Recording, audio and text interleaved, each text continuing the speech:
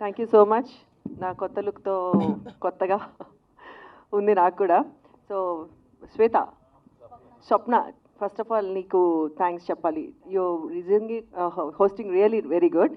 And ఈ cinema నా అరే ఈ సినిమా నేను ఒప్పుకోవాలా లేదా అంటే చేస్తానా లేదా అని నేను చిన్న హెజిటేషన్లో ఉన్నప్పుడు రఘు డార్లింగ్ అంటే ఫీల్ అవుతాడు, రఘు డార్లింగ్ చాలా సపోర్ట్ చేసి మా మహేంద్ర గారి గురించి, డైరెక్టర్ గారి గురించి చాలా బాగా చెప్పి నాకు క్లియర్గా ఎక్స్ప్లెయిన్ చేస్తే సో నాకు ఒక ధైర్యం వచ్చింది. ఆ తర్వాత నేను మహేంద్ర గారిని కలవటానికి ఆఫీస్కి వెళ్ళినప్పుడు they are really such a sweet souls, director గారు అండ్ ప్రొడ్యూసర్ గారు కూడా ఇద్దరు.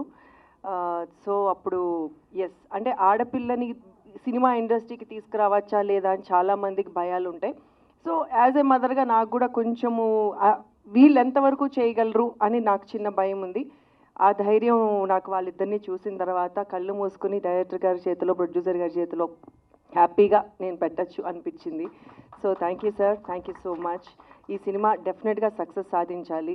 అండ్ మా తమ్ముడు అమర్, నా కూతురు సుప్రీతని మనస్ఫూర్తిగా ఆశీర్వదించడానికి నిజంగా చాలామంది అసలు ఇంతమందిని చూస్తుంటే నాకు నిజంగా అనిపిస్తుంది ఇంత మంచి సక్సెస్ ఫస్ట్ స్టెప్లోనే వచ్చింది అని.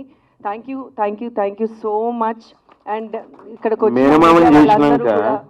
మేనమామని చేసినాక ఇంకేం చేస్తాడు? సినిమా సక్సెస్ మీట్లో చెప్పాల్సిన డైలాగు ఓపెనింగ్ రోజు చెప్తే ఎట్లా చెప్పు? సో మీడియా ఎప్పుడు నాకు చాలా సపోర్ట్ చేసింది. మా బిడ్డల్ని కూడా ఆశీర్వదించండి, సపోర్ట్ చేయండి, ఈ సినిమాని సక్సెస్ చేయండి.